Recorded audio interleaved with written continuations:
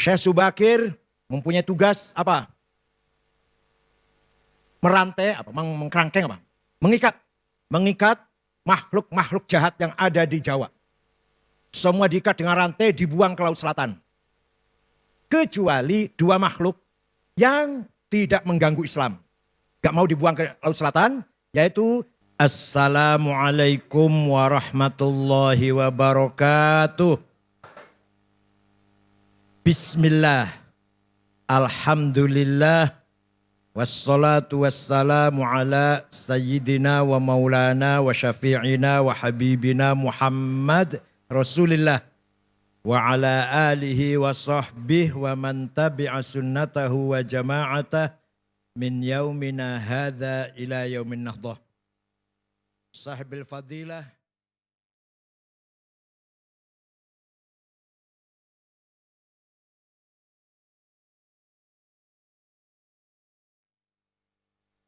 a'azzahullah bi'izzih, akramahu bikaramih, wa tala baqa'ah. Yang saya hormati Bapak Menteri Tenaga Kerja dan PLT Menteri Pemuda Olahraga Gus Hanif Dakhiri Zuhri Maksum. Bapaknya Kiai, namanya Kiai Zuhri Maksum. Lahir dari desa Blotongan. Jelek banget namanya desanya. Salatiga. Anggota DPR RI enggak ada ya? Anggota DPRD Provinsi Jawa Barat, Kang Sitkon, Babadan jadi DPR, Masya Allah. Babadan, Tenajar, dan Ningsih. Dari mana? Gebang, tangganya Sekjen.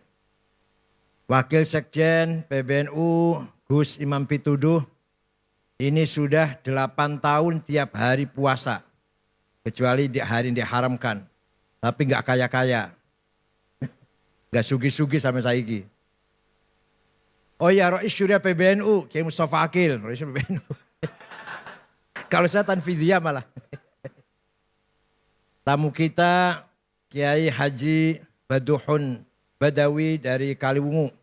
Matur nuwun rayipun.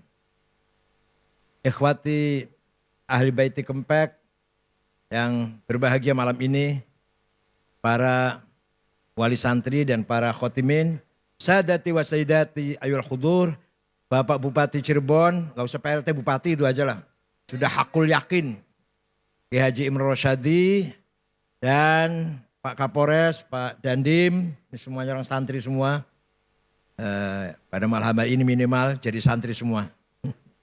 Bapak Ibu sekalian,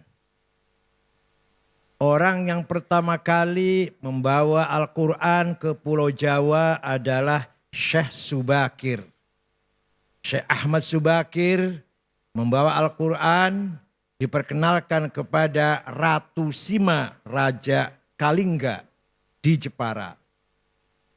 Walaupun si ratu ini tidak masuk Islam secara eksplisit, tapi memahami kandungan Islam, yaitu Islam atau Al-Quran mengajarkan keadilan, seadil-adilnya. Maka Ratu Sima, Kerajaan Kalingga, Jepara terkenal ratu yang paling adil. Dan masyarakatnya dipersilahkan, diberi kebebasan memeluk agama Islam. Syekh Subakir mempunyai tugas apa? Merantai, apa? Mengkerangkeng apa? Mengikat makhluk-makhluk jahat yang ada di Jawa. Semua diikat dengan rantai, dibuang ke Laut Selatan. Kecuali dua makhluk yang tidak mengganggu Islam. Gak mau dibuang ke Laut Selatan, yaitu Sang Hyang Semar dan Sang Hyang Togog. Dalam Nusantara bisa cerita begini, Beb. Karena beliau makhluk sangat bagus, walaupun tidak masuk Islam, tapi tidak memusuhi agama Islam. Ulama kedua yang bawa agama Islam terkenal adalah Syekh Riasiddin An-Nisaburi, yang terkenal dengan Mbah Wasil. Beliau membawa kitab Al-Asrar, kitab rahasia. Diajarkan kepada Raja Jayakatwang, Joyoboyo, Raja Kediri Doho Kediri. Maka terkenal dengan ramalan Joyoboyo, itu sebenarnya terjemahan dari Kitabul Asrar, kitab rahasia-rahasia. Yang dibawa oleh Mbah Wasil, kuburannya di belakang Masjid Setono Gedong, Kota Kediri. Kalau Syekh Subakir ada yang bilang kuburannya di Gunung Magelang, Gunung apa? Tidar. Ada yang bilang di mana-mana. Yang benar, yang prosentasinya paling benar di Goa di Sulawesi Selatan. Itu Mbah Subakir wafat di situ. Setelah itu barulah datang para da'i-da'i. Pertama kali ada pesantren di Jawa Barat tahun 1410. Adalah Syekh Hasanuddin dari Cina. Atau terkenal dengan Syekh Kuro. Kuro itu Qori. Yang mengajar Al-Quran. Di desa Rengas Dengklok, Kerawang. Punya murid. Salah satu muridnya namanya Subang Larang. Anaknya Ki Gede Tapa, kepala bandar pelabuhan Cirebon. Ki Gede Tapa itu bukan dari Solo Tigo loh, dari Cirebon. Nah, Subang Larang ini Pak Hanif kutilang. Kuning, tinggi, langsing. Sulit carinya nih. Kalau kebalikannya banyak, kebalikannya. Kebalikannya kuning, kebalikannya tinggi, kebalikannya langsing itu gak banyak itu. Tapi yang kutilang aduh sulit carinya. Nah, suatu ketika Raja Siliwangi beragama Buddha dengar ada agama Islam, agama baru, berangkat dari Bogor ke utara, saya bunuh itu, kiai itu. Sampai di sana mendengar kutilang sedang baca Quran, klepek-klepek. Langsung lamar untuk saya saja kiai, silakan tapi kamu harus masuk Islam. Udah masuk Islam gampang. Ada mas kawinnya apa? Lintang kerti, tasbih maksudnya. Udah saya cari di pasar gampang mau berapa biji. Enggak ada di sini. Adanya di Arab gampang saya mabur ke sana. Keluar dari rumahnya kiai, dia siap-siap terbang. Hong, macet. Biasanya terbang biasanya. 2 kali, hong, enggak bisa terbang. Hong, gagal. Kata Syekh Kuro sambil ketawa ngekek-ngekek barangkali. Kalau kamu mau terbang baca Bismillahirrahmanirrahim. Baru hong. Hongnya tetap dibaca. Bismillah dulu. Ringkas cerita terbang. Tidak lama datang bawa tasbih. Terjadi perkawinan antara Raja Pajajaran yang beragama Buddha masuk Islam. Prabu Siliwangi dengan Subang Larang. Tapi beliau Islamnya kurang betul-betul Islam. Karena hanya ingin kawin kutilang saja itu. Tapi akan punya anak. Pertama namanya Syekh Rahmatullah atau Sunan Rahmat Suci. Yang kuburannya di Gunung Godog, Garut. Yang kedua Syekh Somadullah yang terkenal dengan Ki Kuwu Sangkan. Yang ketiga perempuan namanya Rara Santang dinikah oleh Habib. Namanya Said Abdullah Azmat Khan. Nanti punya anak Syarif Hidayatullah Sunan Gunung Jati. Nih dongeng kayak gini harus apa santri ini.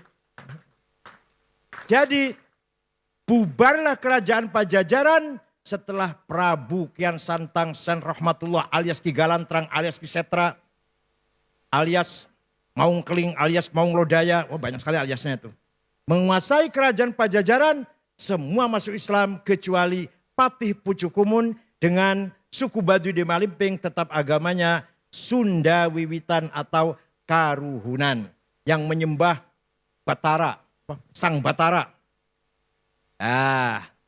Itulah ulama mulai menyebarkan agama Islam di Pulau Jawa ini. Dari Rengas Dengklok, Syekh Hasanuddin Syekh Kuro melahirkan beberapa santri ahli baca Al-Quran. Maka ketika Nabi Muhammad mengkader para as-sabiqin al-awwalin, kader pertama harus bisa baca Quran. Dengan benar. Saya sering mendengarkan orang ceramahnya enak banget. Begitu dalil berantakan Qurannya. Cebrik kelihatannya, jijik. Kaffara yukaffiru kufran. Masya Allah. Huwallazi ba'atha fil ummiyina rasulam minhum yatlu alaihim ayatih wa yuzakkihim wa yuallimuhumul kitaba wal hikmah wa in kanu min qablu lafi dhalalim mubin. Saya jarang bawa ayat Quran lagu ke pokoknya kempek ya. Suara enak itu semua keturunan Kiai Mutta'ad. Suaranya enak-enak. Ya ayah saya enak, Kiai Maksum almarhum enak, Kiai Amin Sirot enak. Itu keturunan Kiai Mutta'ad, suaranya enak. Ada raja dari Kanoman namanya Pangeran Nuruddin. Melihat kerajaan sudah dikuasai Belanda, dia meninggalkan kerajaan, punya anak dua yang terkenal. Satu Kiai Murtasim, dua Kiai Mutta'ad. Kiai Murtasim punya anak Kiai Said, Kiai Said punya anak Kiai Sirot, Kiai Sirot punya anak Kiai Akil, Kiai Akil punya anak Mustafa Akil itu. Yang Kiai Mutta'ad punya anak Kiai Abdul Jamil, Kiai Abdul Jamil punya anak Kiai Abbas, Kiai Abbas punya anak Kiai Abdul Abbas. Dan seterusnya buntet itu. Walhasil kemudian pernikahan Misana, ini lagi-lagi muter-muter. Putranya Kiai Murtasim Syekh Said kawin dengan Nyai Maimunah binti Kiai Mutta'ad. Jadi akhirnya semua saudara, satu darah lah, keturunan Syekh atau Sultan Nuruddin, Sultan Kesepuan. Percaya silahkan, enggak apa-apa. Ini saya ndongeng sendiri kok. Mau percaya enggak apa-apa terserah. Jadi gini-gini keturunan Raja Cirebon.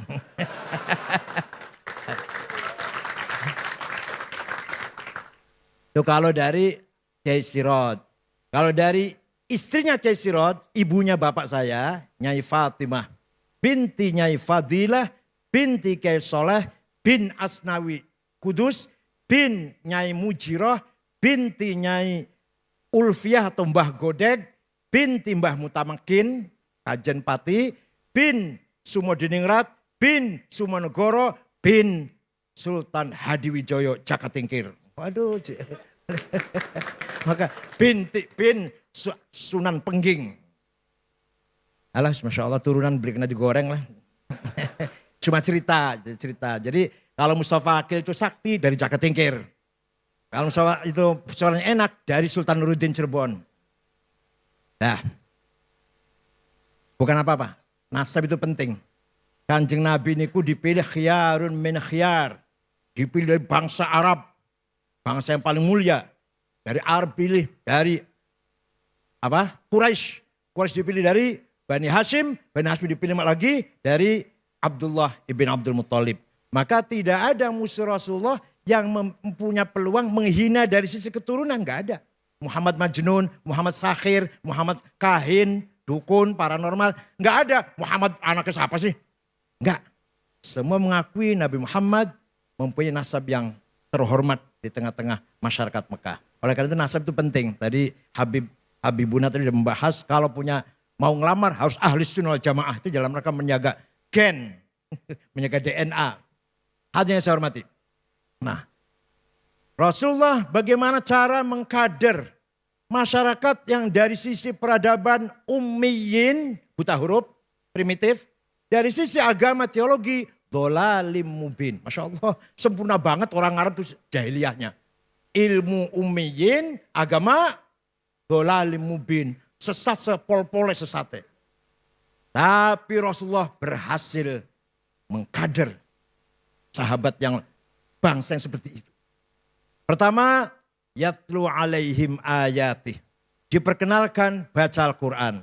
Oleh karena itu saya sangat menyesal kalau ada pesantren yang sudah tidak mewajibkan santrinya khatam Quran.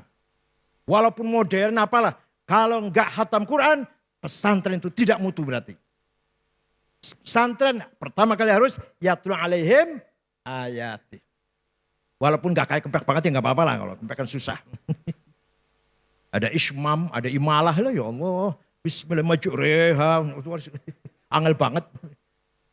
Watawasau bis sober, harus mencah-mencah karu-karuan. Hadirin yang saya hormati. Sayyidina Umar pulang dari berburu dari padang pasir. masuk kota Mekah mendengar adiknya Fatimah bintil Khattab dengan suaminya Sa'id bin Zaid bin Nufail masuk Islam. Sayyidina Umar marah mendatangi rumah adiknya, mau saya bunuh itu adik saya, apa ini? Keluar ikut agama Muhammad. Nah adiknya Fatimah lagi baca Quran. Toha ma anzalna alaikal Qur'ana litashqa illa tadhkiratan liman yakhsha tanzilam mimman khalaqal arda was samawatil ula ar-rahmanu 'alal 'arsy istawa. Sayyidina Umar dobrak pintu, lihat apa yang kamu baca. Oleh adiknya, enggak boleh, kamu najis. Enggak boleh pegang ini. Dipaksa dia sini baca sambil gemetar. Toha ma anzalna alaikal Qur'ana litashqa. Tidak sekali-kali aku turunkan Quran untuk mencelakakanmu. Tanzilam tadhkiratan liman yakhsha. Tapi sebagai pemberi peringatan kepada orang yang punya rasa takut. Dan diturunkan oleh Allah yang menguasai langit dan bumi. Dan menguasai arash. Ar-Rahmanu al-Arsy istawa. Sayyidina Umar setelah baca itu. Aina Muhammad. Di mana sekarang Muhammad? Di sana, di rumahnya Arqam bin Abil Arqam. Di Jihad Sud. Berangkatlah Sayyidina Umar ngetok pintu. Para sahabat takut. Ini Rasulullah, Umar ini jago. Aduh pokoknya jagoan. Jawara. Ini kalau kita buka pintunya entah apa yang terjadilah. Nabi dengan tenang. Iftah lahul bab. Kak saya sudah mendoa pada Allah. Allahumma qawwil Islam bi ahadi Umarain. Ya Allah kuatkanlah Islam dengan salah satu Umar. Kalau enggak Umar bin Khattab, Amr bin Hisham alias Abu Jahal. Hidayah datang pada Umar bin Khattab. Masuk langsung mencari ma'aina Muhammad. Membaca syahadah. Masuk Islam. Kenapa? Karena sebab istima'il Qur'an. Jadi luar biasa. Quran bukan syair tapi ada syairnya. Quran bukan sajak tapi ada sajaknya. Quran bukan kitab ilmiah tapi ada mengandung ilmiah luar biasa. Quran bukan sejarah, bukan kitab dongeng tapi penuh dengan dongeng atau dengan sejarah. Quran tidak menghayal tapi ada hayalannya. Wama adraka mazzakum ka'annaha ru'usus syayatin. Di akhir di neraka nanti ada pohon namanya zakum. Orang Arab pada tanya, apa zakum itu? Seperti kepalanya setan, tambah orang angel bisa malah. Paham? Quran jamnya gitu. Kamu tahu nggak apa itu pohon zakum? Nggak tahu apa itu? Seperti kepalanya setan, tambah jauh malah. Kenapa? Supaya menerani imajinasi, khayalannya orang Arab. Menghayal setan itu kayak apa? Supaya menghayal. Biarkan menghayal. Walhasil Quran luar biasa, gampang adalah. Luar biasa. Ayatu haqqin minar rahmani muhdathatun qadimatun sifatul mausufi bil qidami lam taktarin bi zamanin wa hiya tukhbiruna anil ma'adi wa an adin wa an irami damat ladaina fafaqat kulla mu'jizatin minan nabiyina id ja'at wa lam tadumi muhakkamatun fama tubqina min syubahi lidhi syiqaqin wa ma tabqina min hakami mahuribat qattu illa ada min harabi a'dal a'adi ilaiha mulqiyas salami raddat balaghatuha da'wa mu'aridiha raddal ghayru riyadal jani'anil hurami laha ma'anin kamawjil bahri fi madadi wa fawqa jawharihi fil husni wal qiyami fala tu'addu wa la tuhsa ajaibuha wa la tusamu 'alal iktsari bisa'ami qarrat biha 'ainu qariha faqultu lahu laqad hasalta 'ala hablillah fa'tasimi laqad dhafirta fa bihablillahi fa'tasimi in tatluha khifatan min harri nari ladha atfa'tana roladha min wardiha syabimi. Itu sifatnya Quran. Gak usah diterjemah lah, ngerti Islam. Gak usah terjemah. Tidak pernah bosan baca Quran. Tidak pernah bosan. Silakan diulang-ulang, gak bosan. Itu Al-Quran luar biasa. Bahkan kelebihan Al-Quran apa? dihafal gampang oleh siapa saja walaupun nggak ngerti Pak, nggak paham. Bocah cilik ngapal kayak Quran cepet 1 halaman 1 jam lah kira-kira hafal. Coba kalau ada syair atau ada tulisan bahasa Cina nggak paham sampean, suruh ngapalin berapa bulan kira-kira? Ngapalakan bahasa 1 lembar bahasa Jerman, bahasa Jepang, syair 1 lembar dan nggak paham artinya, nggak tahu bahasa Jepangnya, nggak ngerti. Ayo hafalkan sebulan barangkali. Tapi Quran anak kecil nggak ngerti artinya, nggak ngerti bahasa Arab selain Al-Quran, nggak pernah ngomong Arab lah, gampang dihafalkan. Saya juga gampang hilang. Saya dulu waktu di Mekah pernah hafal sampai ya 23 beberapa, sekarang sudah banyak hilang. Ngurusin HTI gitu apa. Dah. Jadi masuk Islamnya orang Jawa Barat sebab Al-Quran yang dibaca oleh seorang yang cantik.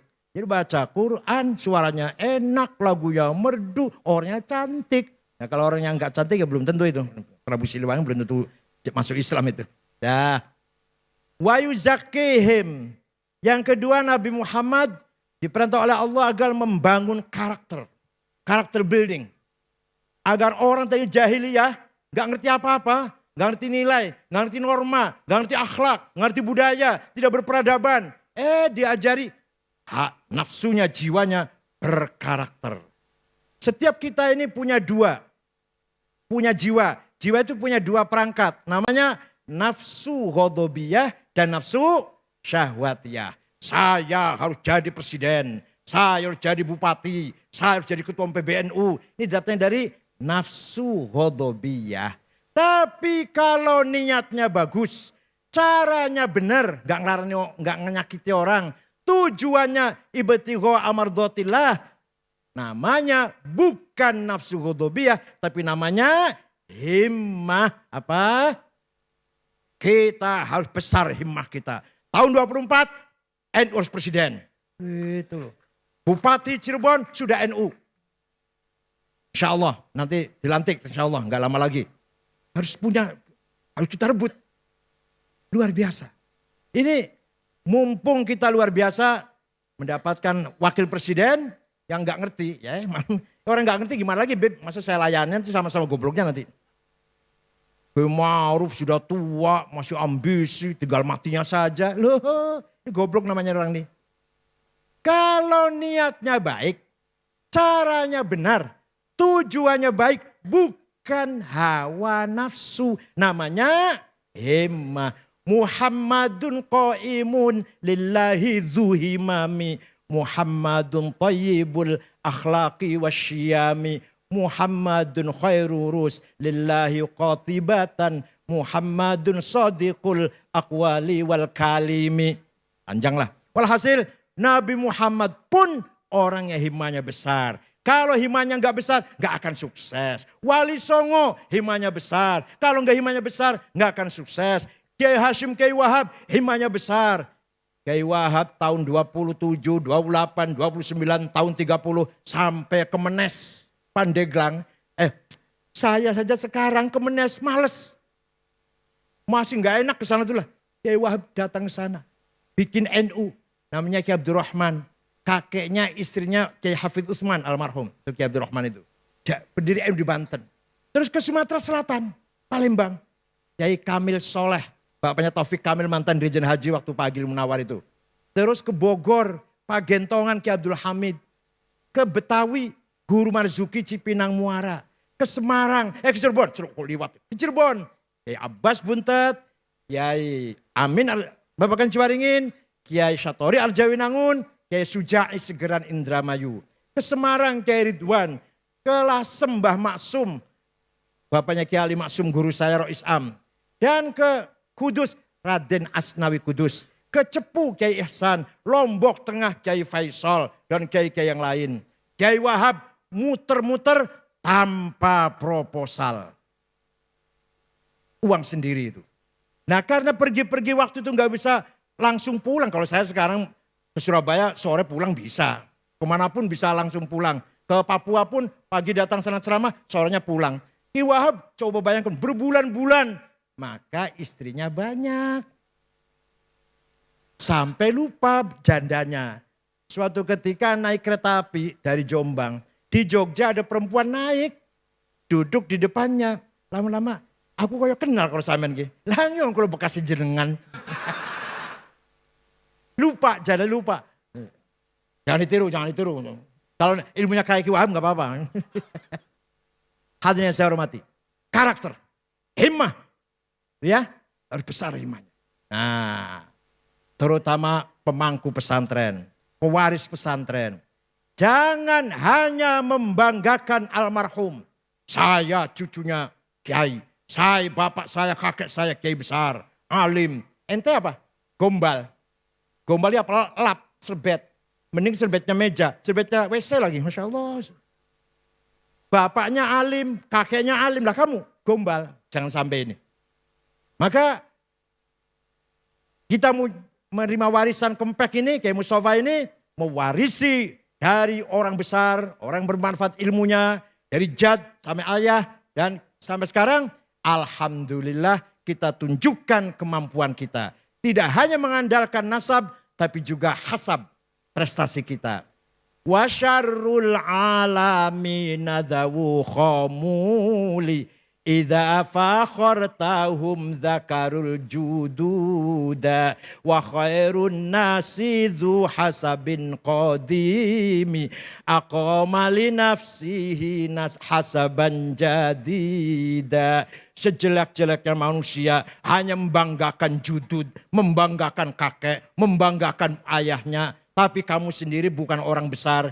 Sebaik-baiknya orang adalah dzu hasabin qadim. Kakeknya orang besar, kebesaran yang sudah kita warisi. Aqama li nafsihi hasaban jadida. Kita pun membangun kebesaran. Itu loh, paham betul? Kakek kita kiai, kita pun harus kiai. Kakek kita ulama besar, kita pun harus menjadi ulama besar. Kakek kita macan, kita pun harus jadi macan. Kalau ada pesantren, tadinya kayaknya alim-alim macan lah. Sekarang sepi. Idza mal jahlu khuyyima fi biladi ra'aita usudaha musikhat kuruda. Kalau kamu lihat ada pesantren, tadinya kayaknya besar alim-alim, baca Fathul Wahab, baca Jamul Jame, sekarang kok sepi. Itu berarti macanya sudah jadi monyet. Ra'aita usudaha musikhat kuruda. Ya Allah. Hadirin saya hormati. Jadi himmah harus besar. Wallahi law wada'u syamsa fi yamini wal qamara fi yasari ala an atruk hadzal amr ma taraktu hatta ahlika duna. Demi Allah seandainya mereka meletakkan matahari tangan kananku, rembulan tangan kiriku, agar aku surut dari perjuang, tidak akan mundur. Tetap akan maju sampai saya mati demi Islam. Itu himmahnya Rasulullah sallallahu alaihi wasallam. Yang kedua nafsu syahwatiyah. Saya harus kaya, harus banyak duitnya, banyak pabriknya, banyak sawah kebunnya, banyak perusahaannya, banyak apa lagi? Banyak mobilnya, banyak apa lagi? Banyak apa? Perusahaannya ya. Kalau niatnya baik, kalau caranya baik, dan kalau sudah kaya pun ditasarrufkan ke jalan yang baik, maka bukan nafsu syahwatiyah namanya. Namanya azimah. Apa namanya? Maka kita harus punya azimah ini, santri ini. Saya harus jadi orang kaya. Itu loh. Orang kaya di Indonesia nomor 1 itu Budi Hartono. Yang punya rokok Jarum. Uangnya 35 miliar dolar. 1 miliar dolar 14 triliun. Sekalikan jadilah. Pengen hitungin dewek lah. 14 triliun ping 35. Hitungin dewek lah. Nomor 2 Eka Cipta Sinarmas. 18 miliar dolar. Ping 14 triliun. Karpel ngono karpel langsung. Baru ada orang Islam nomor 6. Khairul Tanjung. Itu nomor terusnya bukan Islam lagi. Nanti ada Pak Yusuf Kala. Nomor 38 Haji Roshid. Nomor 40 Bayu yang punya Bluebird. 40. Kapan santri Kempek jadi konglomerat? Masya Allah. Nomor 2 lah. Nomor 3 gak apa-apa lah. Ya Allah. Sayyidina Uthman kaya.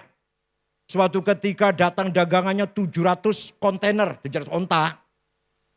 Kalau dijual untungnya berlipat-lipat. Oleh Sayyidina Utsman tidak dijual, disodakohkan. Orang kaya itu. Sa'ad bin Abi Waqqas orang kaya. Malah ingin menghibahkan seluruh kekayaannya. Kata Rasulullah, jangan. Kamu punya istri, kamu punya anak, ahli waris. Sepertiga saja. Karena sepertiga hartamu itu kathir. Kalau sepertiganya sampean, 3 juta mesti juta. Sepertiganya Sa'ad bin Abi Waqqas, kalau uang sekarang barangkali udah ratusan miliar. Sudah cukup sepertiga saja yang kamu wakafkan. Siapa lagi yang kaya? Syekh Abdul Qadir Al-Jailani bin Saleh ibn Dus, orang kaya. Wakaf tanah di Mesir 10 hektar di daerah Fustat, sebelahnya kuburannya Imam Syafi'i di situ. Itu daerah itu orang miskin, tanahnya wakafnya Syekh Abdul Qadir Al-Jailani. Waliullah, sugi, loman. Potongannya sama ini wali dudu, sugi orang melarat pisan, medit. Sempurna lah, sempurna. Siapa lagi kaya? Abil Hasan Asyadili juga kaya.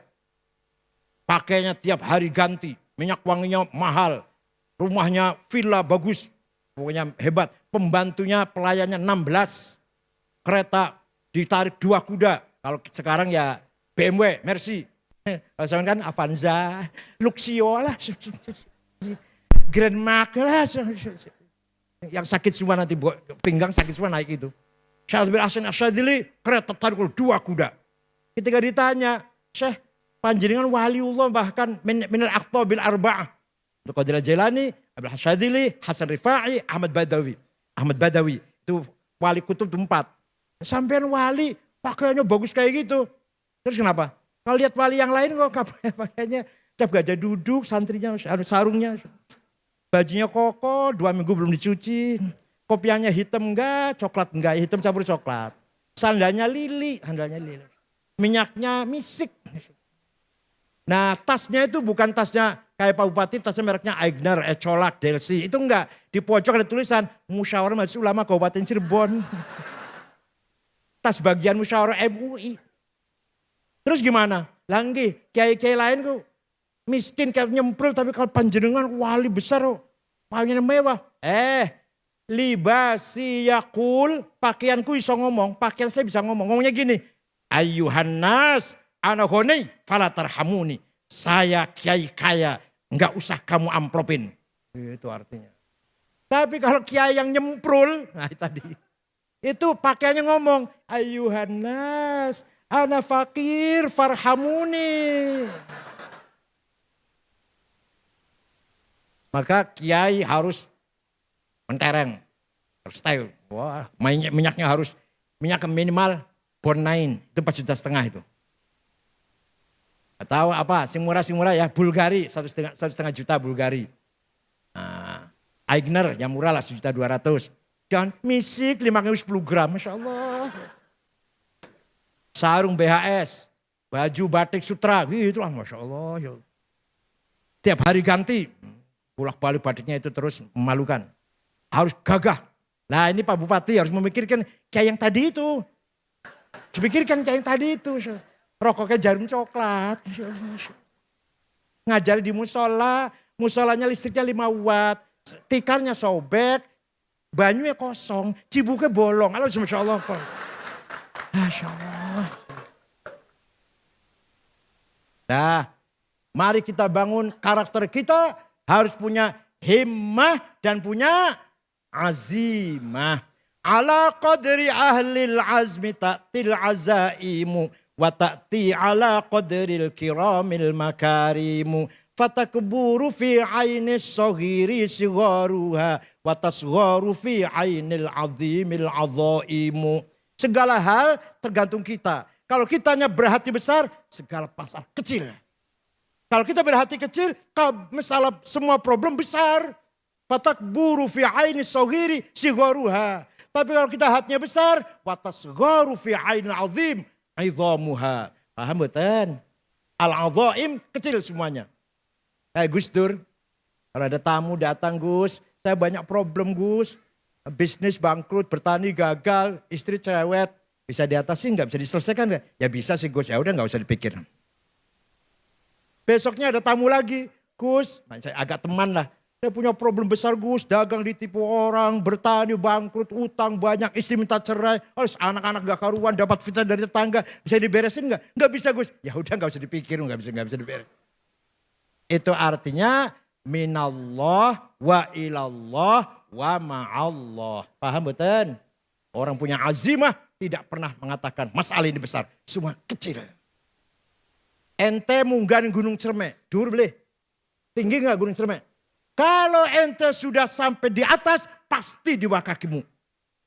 Gunung di Sumono gede segitu besarnya. Kalau kamu bisa naik ke atasnya, pasti di bawah kaki. Gak ada barang besar, gak ada barang tinggi. Tinggi saya. Gitu loh kira-kira. Jangan melempem mah. Tadi Pak Habib itu udah, apa tadi? Harus berani. Harus kita rebut semuanya ini. Yang ada harus kita rebut. Nih, alhamdulillah. Rektor UNJ IKIP Rawamangun sudah orang NU Profesor Komarudin dari Jatibarang Indramayu. Kita kerja keras. Kerja keras. Rektor Gorontalo Negeri namanya kayak di Duong Islam tapi ketua ISNU Edward, Profesor Dr. Edward. Rektor UI dari Purwokerto yang baru menang ini Ari siapa lupa namanya. Kita kerja keras. Di samping undang-undang pesantren, di samping hari, luar biasa. Dikira saya di Jakarta nganggur apa mu? Ya Allah, masih enakan ente malah.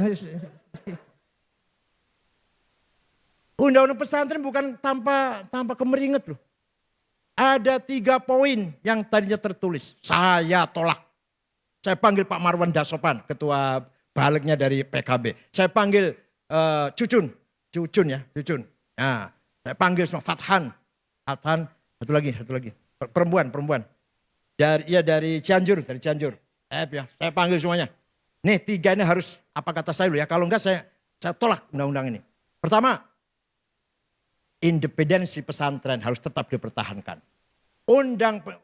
Jadi undang pesantren tidak di bawah undang-undang Dikbud atau Diknas. Maka pesantren tidak di bawah Menteri Dikbud.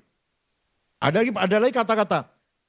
Pesantren sebagai mitra sebagai Kementerian Agama sebagai pembina pesantren. Ya, saya harus dihapus ini, lucu ini. Nanti KUA Ciwaringin membina Mustafa Akil. Masya Allah. KUA Jagakarsa pembina Kiai Takofah. Siapa Kiai Takofah itu siapa? Kiai Takofah itu. Saya nanti dibina oleh KUA Jagakarsa. KUA Kaliwungu membina Mbah Dimyati nanti Rois. KUA Kediri membina Kiai Anwar Mansur. Lucu ini. Coret. Kementerian Agama sebagai mitra, bukan pembina.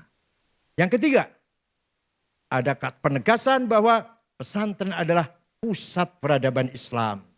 Maka semua nanti dunia Islam, kiblatul hadarah, kiblatul thaqafah, kiblatul tamaddun, pesantren. Bukan kiblat sholat loh. Nanti mustakbilal kiblatnya pesantren. Pusat peradaban, pusat budaya, pusat akhlak, pusat moral, karakter, jati diri, integritas dibangun di pesantren. Yang punya ide Sumpah Pemuda siapa? 70 orang pemuda, Sumpah Pemuda satu bangsa, satu bahasa, siapa? Pak Sunaryo, Mr. Sunaryo. Pernah jadi Menteri Agraria, pernah jadi Menteri Luar Negeri interim, Rektor pertama IAIN Jogja, dan Ketua Tim Penerjemah depan Al-Quran depan agama. Ketuanya Sunaryo. NU itu santri yang punya ide Sumpah Pemuda satu bangsa, satu nusa, satu bahasa. Ya Allah. Tadi saya sudah ceritakan. Ada santri namanya Dul Kamid. Khatam Quran, ngaji Fathul Qorib, nulis karo tangan, tulis dengan tangan. Santrinya Kiai Hasan Besari. Tegalsari Ponorogo. Siapa itu Dul Kamid itu? Ternyata Dul Kamid adalah pahlawan nasional, Pangeran Diponegoro, putra Hamengkubuwono III dari istri Pacitan. Sampai Belanda bingung ngalahkan Pangeran Diponegoro, perang 1825-1930, rapat di Belanda di Den Haag sana. Bagaimana ngalahkan orang ini? Jangan dikasarin. Orang Jawa itu dilem, dipuji-puji, dipangku, nanti lemes. Betul. Belanda panggil panggil Diponegoro, hormati, kita damai, kita bersaudara, langsung menyerah. Gak lagi ada perlawanan, ditangkap, buang Makassar. Ini hati-hati nih pelajaran. Jangan mudah luntur dipuji. Awas orang muji itu menyebarkan Racun itu sebenarnya itu. Nah itu santri. Siapa itu Ki Hajar Dewantara? Namanya Suwardi. Ngaji Quran hatam pada Kiai Zainuddin Sulaiman. Prambanan. Ki Hajar Dewantara Bapak Pendidikan Nasional. Yang terkenal dengan Ing Ngarso Sing Tulodo. Ing Madjo. Nah, Mangun Karso Tutpuri Handa itu filosofi pendidikan nasional. Siapa itu Ki Hajar Dewantara? Nama aslinya Suwardi. Santrinya Kiai Zainuddin Sulaiman. Siapa itu Raden Kartini? Raden Kartini Blora ngaji Quran pada Mbah Soleh Darat. Pernah ngaji sama Mbah Soleh Darat. Dikira itu wong santri apa? Itulah andilnya para santri. Siapa pengarang lagu syukur? Gimana lagu syukur tahu nggak? Lagu syukur tahu nggak? Itu Habib Husain Al-Mutahhar Semarang. Pamannya Habib Umar Mutahhar yang mubalek itu. Jadi kita santri banyak andilnya dalam membangun peradaban nasional. Oleh karena itu dengan tema membumikan Islam Nusantara, Islam yang harmonis dengan budaya. Bahkan kita jadikan budaya sebagai infrastruktur agama. Maka agamanya kuat karena berdasarkan budaya, budayanya lestari. Antara lain contohnya, contoh antara lain saja ini. Utamakan bahasa Indonesia, kuasai bahasa asing, lestarikan bahasa daerah. Itu filosofi harus pegang itu. Utamakan bahasa Indonesia. Ayo gunakan bahasa Indonesia. Nama-nama toko, nama perusahaan, jangan bahasa Inggris. Jangan bahasa Inggris. Tapi saya nggak ada sanksinya sayangnya ini. Tidak ada sanksinya itu. Coba India nggak punya bahasa nasional. Kalau mengeluarkan keputusan surat pemerintahnya diterjemah ke 45 bahasa. Kan bahasa Inggris. Banyak daerah India nggak ngerti bahasa Inggris. Diterjemah ke 45 bahasa. Banyak negara nggak punya bahasa. Kita punya bahasa Indonesia. Yang di dalamnya asli bahasa Melayu. Dan di dalamnya 3.000 lebih kata Arab dari bahasa Arab. Adil, hukum, hakim, mahkamah. Majelis, musyawarah, rakyat, wakil. Semua itu wilayah, daerah, dairah, wilayah, rakyat, rakyat.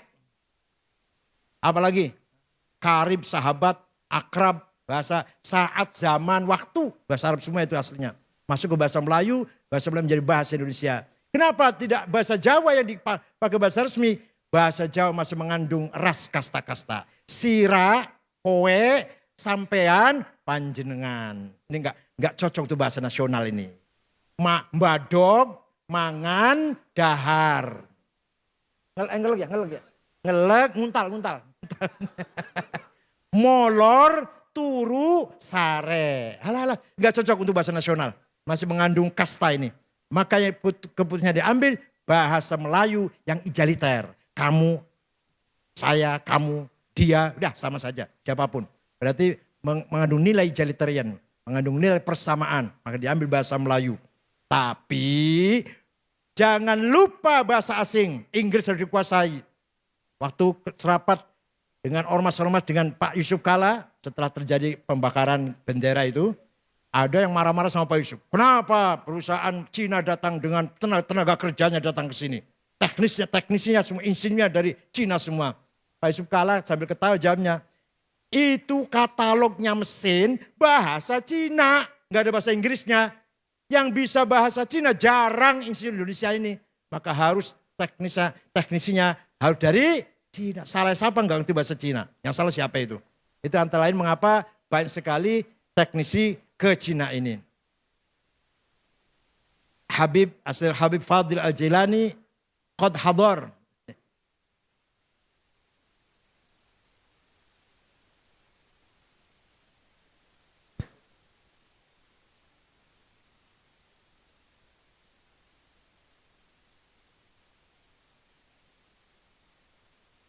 Kita teruskan.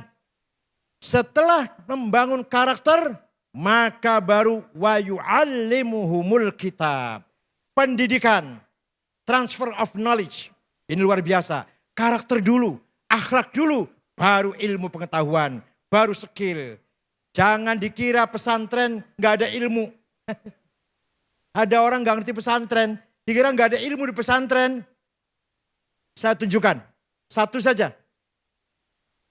Ada 2 nazom, tapi kayaknya kadang ngajarnya gak ngerti ya kayaknya Masya Allah. Zaidut tawilul abyadu ibnu maliki. Fi baitihi bil amsi kana muttaki. Biyadihi saifun lawahu faltawa. Fahadhihi makulatun ashrun sawa. Kiainya maknanya begini ngajinya. Zaidun utawi Zaid. Iku at-tawilu wonge doglong. Al-abyadu kulite putih. Ibnu Malik anak Man Malik. Fi baitin jero umae. Bil amsi wingi. Kana mutaki tetongkrong. Biadi saifun tangan nyekel golok. Lawahu Zaid bengkokaken golok. Falta moko dadi bengkok opo golok. Paham? Ini di pesantren diajarin nih. Tapi kiainya kurang ngeh kiainya. Ternyata ada kategori 10. Zaidun esensi, at-tawil quality, al-abyad quantity. Ibnu Malik relasi, bil amsi time, fi baitihi place, biadi saifun to have. Lawahu aksi, faltawa reaksi. Masya Allah, kalau ngomongin saya enak ya. Ya kalau kayaknya nggak ngerti, Utaiman Zaid, iku wonge putih, doglong. Anaknya Man Malik, ning jero omah tetongkrong, wingi nyekel golok. Goloknya dibengkokaken, mah goloknya jadi bengkok. Ya. Esensi, quality, quantity, relasi, time, place, to have, dan aksi and reaksi. Kalau kita itu luar biasa sebenarnya. Sayang kurang penjabaran yang sangat mendalam. Dah, itu antara lain saja. Terakhir, wal hikmah. Pinter kayak apa, alim kayak apa, harus punya wisdom. Harus punya wisdom. Wisdom ini datangnya bukan dari kitab, bukan dari tulisan, bukan dari guru dari sekolah, tapi nurun yakdzifuhullah ala qalbi man yasha. Direct illumination. Melalui khawatir. Khawatir apa? Khawatir itu dari Tuhan melalui khawatir ilahiyah masuk pada dauk intuisi, maka jadilah ilham, kasyaf, dan ma'rifat. Kalau melalui malaikat, khawatir malakutiyah menjadi ilmul haq, menjadi ilmul yakin. Tapi kalau khawatir datangnya dari nahawa nafsu, menjadi angkara murka, tamak dan rakus. Kalau dan dari setan, menjadi waswasis syayatin. Itu ada di setiap intuisi kita semua. Pesantren harus mampu memanage dhauk, memanage intuisi. Agar para santri memiliki dhauk, nurun yakdifullah ala qalbi santri semuanya insya Allah. Tidak ada ini di luar pesantren. Hanya pesantren kita masih menghormati nilai-nilai yang bersifat wisdom. Baik itu wisdom lokal maupun wisdom yang sudah terkenal. Karena Sayyidul Habib Al-Jailani sudah datang, saya kira itu saja. Mudah-mudahan ada manfaatnya. Syukran wa dumtum fil khairi wal barakati wan najah. Wassalamualaikum warahmatullahi wabarakatuh.